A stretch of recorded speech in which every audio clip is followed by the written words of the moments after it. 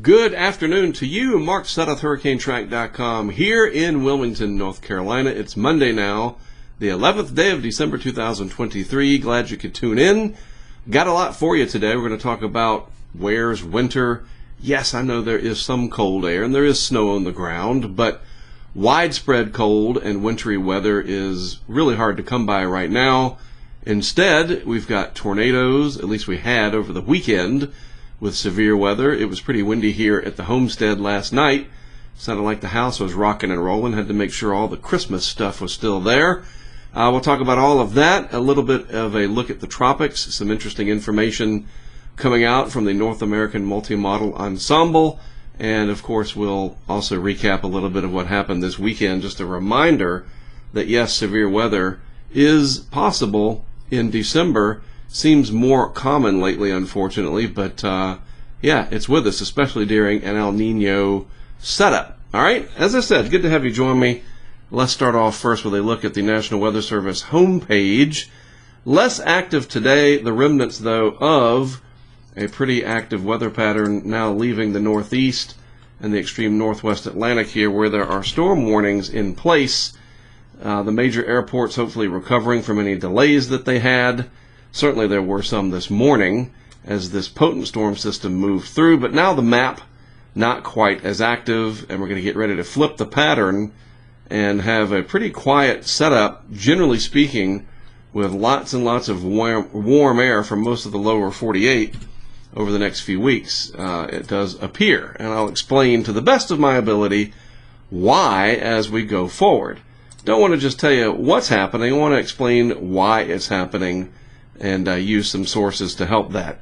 So here's a satellite animation of what's going on. Pretty good cold front here in the east. And again, it's going to be cold because we do have troughiness, but this trough will lift out and the warmth will return. We're going to get more of a Pacific flood of air coming across the country, and that modified air keeps the Arctic air, the very cold stuff, locked up way up here in Canada, north of the border, so we don't get the temperature gradients, the differences with storminess, even though we do have lots of the ingredients with a southern subtropical jet active. We're just missing the polar part coming down. That's not there.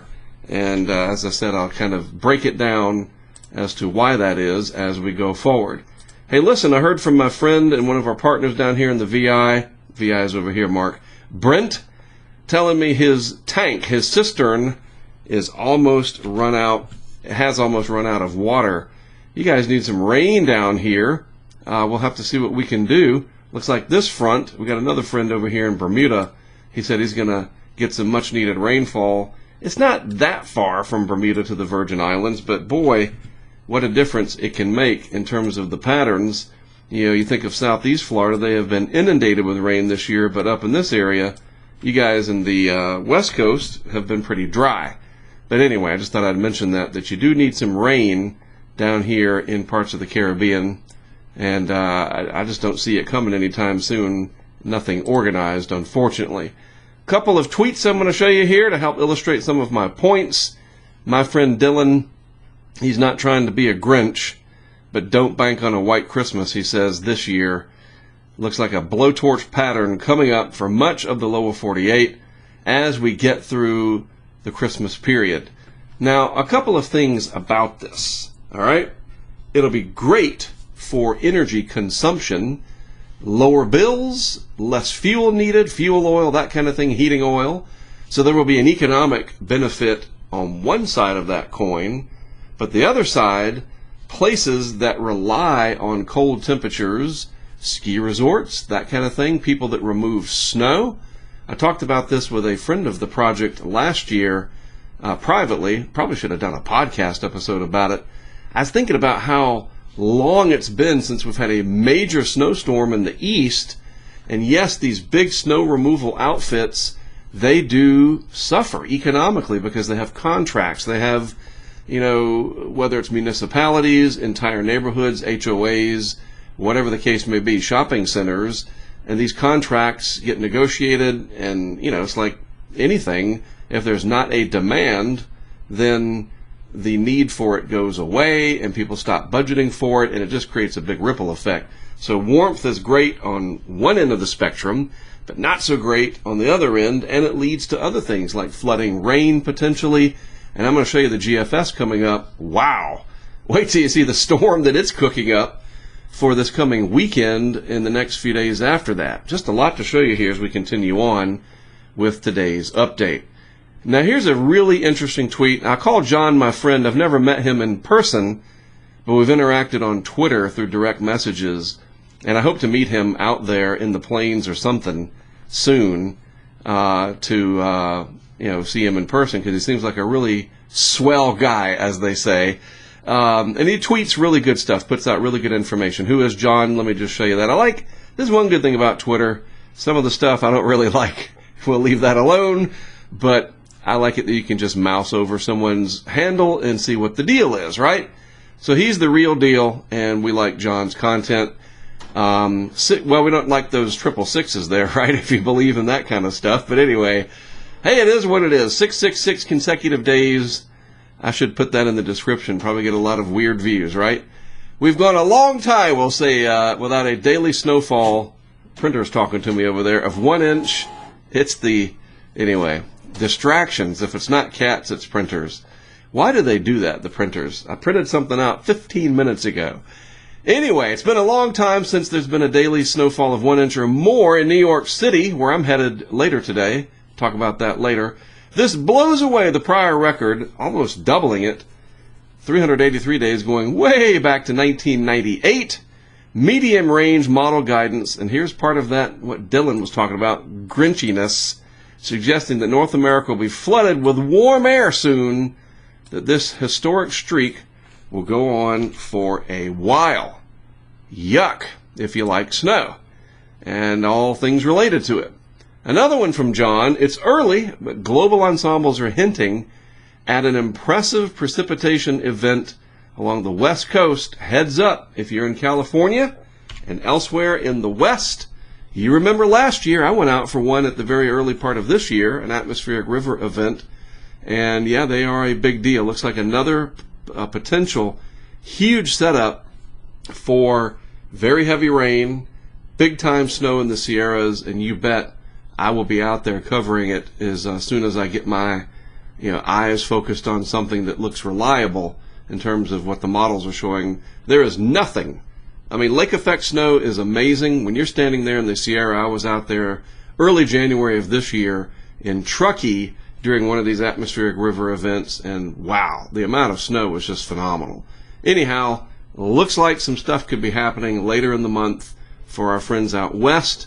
That'll be good for rainfall, reservoirs, snowfall, the ski industry, everything related to keeping the fire danger down. Also, hopefully some of that up into British Columbia. Remember all the fires from there this past summer? Of course you do. Yeah, the rain helps on one hand, but then it creates fuel later on. Yeah, the weather's always interesting, isn't it? And just a reminder, you might need some of these from our friends at Quick Dam. All right, they are very good at helping to mitigate something like this, flooding and regular household catastrophes too. I was on a Teams meeting today. What was that? Microsoft, with our folks from Quick Dam and a new partner over in the UK. Yes, they are available in the UK. We will be talking about that more in the weeks and months ahead. But just kind of discussing how, look, it's not just the weather. You got a fire extinguisher at home. You should have some of these products at home as well, because you never know when the cat is going to knock something over, maybe your toddler, or just the heat pump, or not the heat pump. Well, I guess it could have problems. Your hot water heater or your pipes could burst. The bottom line is, look, spend a little money on being prepared, and you can save a lot of money later. It's true. These guys are great, and we're going to continue to talk about them as we continue our partnership. So yeah, you guys out west, you might want to stock up on some Quick Dam products going forward. All right, just trying to help you, because it is a good set of products. So why is winter playing hide and go seek, and right now it's in the hiding phase? The easiest way to describe it is the troughs and ridges. Right now, we do have a little bit of a trough here in the east.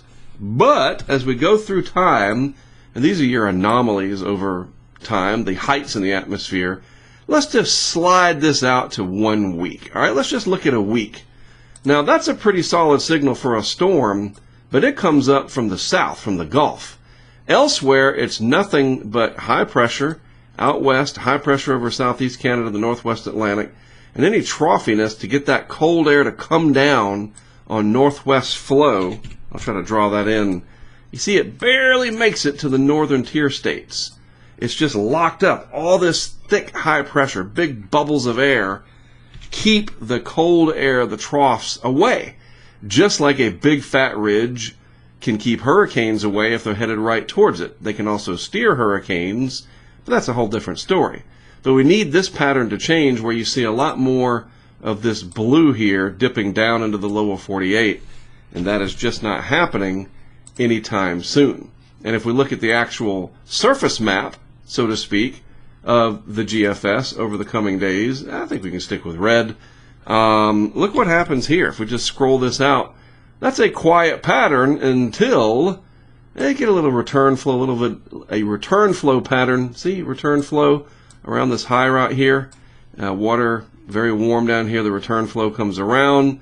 Maybe some overrunning moisture coming up and over some of this hill country in here. A little disturbance in there. Some cold air. So a little bit of action towards Friday, but then watch what happens. A disturbance gets going in the Gulf, and if we just had a good source of cold air coming down, a big trough to capture this and pull it up, boy, oh boy, we'd be in business for a massive snowstorm along the East Coast. But that is not going to be the case. Instead, this extratropical, non-tropical cyclone, whatever you want to call it, it's not tropical in nature. It's got some thunderstorms and some very heavy rain. Look at all that precip down there. This is going to ride up the East Coast, inland, and look at all the rain up here. I mean, speaking of quick dam, everybody should just get some on the East Coast. You know, go to Lowe's, Home Depot, Amazon, whatever. You're going to have to stock up on that stuff and be ready because, geez, what a wet pattern in the East. And now we're up to December 19th, 8 days out. We'll leave it at that. But eventually, we got to really start watching. Need some eyeballs I can put on here. That emoji of the two eyes looking sideways, right? We need that right here. I'll just draw them in real quick. They're going to be looking over here. That's terrible, but you get the idea. It's coming. Probably going to have a wet period there in the west. All right? Tropics time. Very interesting stuff that we're always watching. And I want to preface this part with, look, there is a difference in just throwing stuff out there and saying, look at what's happening, oh my gosh, whatever, and people call it fear-mongering, or whatever you want to call it, or they dismiss it as unreliable. You got to remember, we're looking at large puzzle pieces. And the large puzzle pieces, these climate signals, are much easier, even though they can still have problems. The climate models do a better job on the large-scale weather features than they do with even a hurricane 1 day out. Why? Because, this is my take on it, a hurricane's eye wall, let's just look at Otis, is almost impossible to model all of those changes that are going on every second. All that release of latent heat and all that energy, almost impossible to model even with the best computer models. And look what happened. 12 hours out, nobody was expecting a Cat 5 into Acapulco. So when we look at a starting point like this map, the anomalies, and say, oh, look at this model, maybe the North American Multi-Model Ensemble, or the Euro, the different model output that it gives, or the UK Met, or whatever the case may be, the CanSIPs from Canada, right? And they say, sometimes I talk faster than the brain's working, that it's going to be warm in the Atlantic 8 months from now, and everybody goes, pfft, how do they know that? It's because these are much larger, and here's the key, slower to evolve patterns than is a constantly changing heat engine called a hurricane, or even a big mid-latitude storm, or whatever the case may be. Yes, it is possible to forecast these larger, slower moving. If I could just make words appear on the screen, I would. That'd be pretty cool. Augmented reality. Slower moving, slower to evolve. Large-scale weather patterns are easier to predict than everyday weather. It is a paradox, I understand, but it's true. All right? So that's the preface. Okay? So we have a very warm Atlantic. Put a positive here. We have an El Nino over here. That's a negative for the Atlantic. Currently. That's not going to be what's the case going forward. How do we know?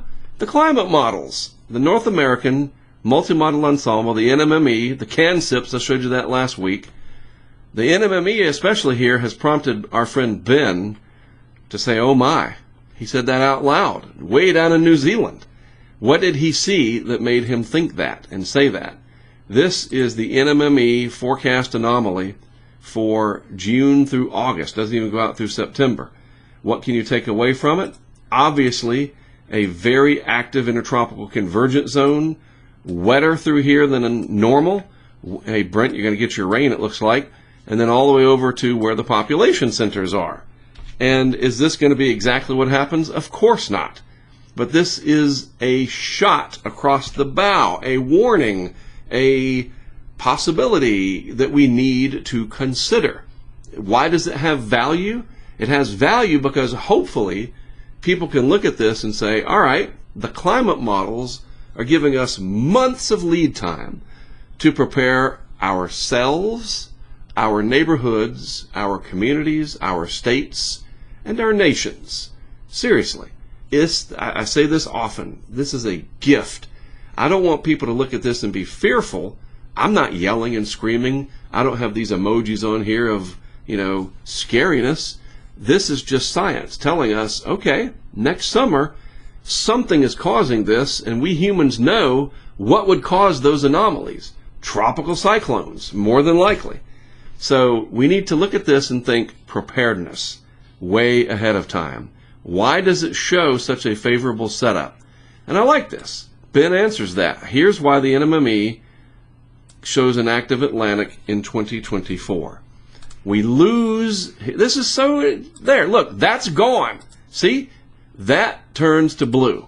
The red turns to blue. It's got a La Nina coming in, or certainly a cold look to the equatorial Pacific, and your classic positive AMO. Cold water relative to average in the North Atlantic. This focuses the upward motion down here. We collectively in the business have learned these signals over the years.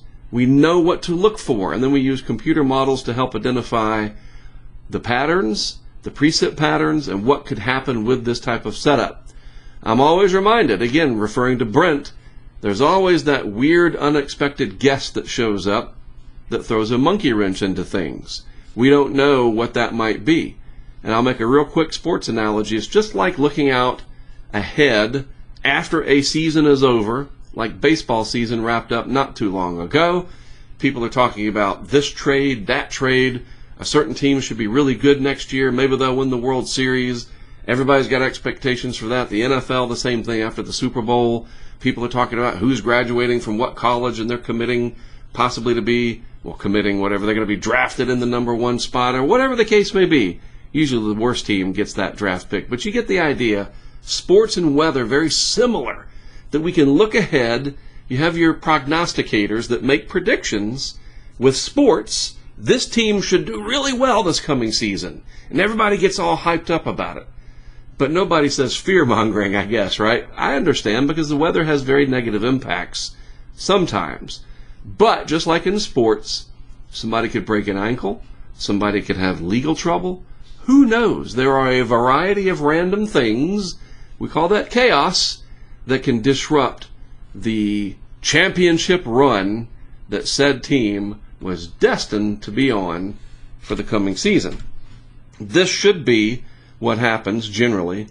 We'll see. The models are pretty insistent on this month after month, and we'll track this at the beginning of each month going forward. All right? Appreciate Ben making this stuff publicly available too. All right, so the severe weather, you saw this. Tornado time again on the 2-year anniversary, roughly, of the Mayfield, Kentucky. Unfortunately, loss of life from these events over the weekend. Some very jaw-dropping, eye-opening, shocking footage, pictures, just a reminder that the weather is in control and we've got to pay attention. This is not far from where I live. My colleague and friend Marcel up near Garner, North Carolina, got some action. North of my area was under a tornado watch. This is just recapping everything from yesterday with that potent system. A big-time reminder that, yeah, it's December, but we still have to watch the weather, not just for snowstorms, but severe weather. All right, real quick, leave you with this. Still time to get a calendar. Do it. Order now. At the bottom of this page, I'll put a link in the description. $20, and that includes shipping. I'm not going to tack on $8. And now, man, that's $28. What's up with that? $20 flat rate through PayPal, and you get our calendar, the first one I have ever produced. I want to show you what they look like in real life. There's one right there. Kind of proud of it. It's pretty neat. It's got a history through pictures of different times that we were out and doing our work. A couple of photographs. Look at that one. This is from our friend CJ. Big old hail core there. That's that's not doctored either. That's what it really looked like not far from Kim, Colorado last summer. Just a nice trip down memory lane from us here at HurricaneTrack to ring in and get through 2024. And then even on August 20th, I sent one of these to my friend Phil Klotzbach. That's when the bell rings. Remember Dr. Bill Gray always said you ring the bell on August 20th because that's when the real hurricane season, as they say, begins. So there's a couple of notes in there on the calendar related to stuff like that. $20 if you want one, and I'll get it to you hopefully in time for Christmas. But we're 14 days or something like that? We're getting close. So hurry up, all right? All right, so there's a look at the weather. I thought that thumbnail turned out pretty good today, by the way, if I may say so myself. Speaking of Twitter, don't forget, we are on Twitter, and I will never call it the other thing, the letter of the alphabet. It's Twitter. If somebody bought Disney or whatever and changed it to a letter of the alphabet, anyway, I'm not even going to go there. It's all good. I'm on Twitter at HurricaneTrack. You're watching on YouTube more than likely, some of you on Patreon. And so please do subscribe to the YouTube channel. You get notifications if you hit the bell or whatever the case may be. And it can help to grow what we're doing, and we appreciate that. And with that, from all of us at the HurricaneTrack family, I appreciate you tuning in. Have a great rest of your week. I will probably do an update Friday because I'm traveling near Christmas. So let's do this again Friday morning. All right, I'll see you then.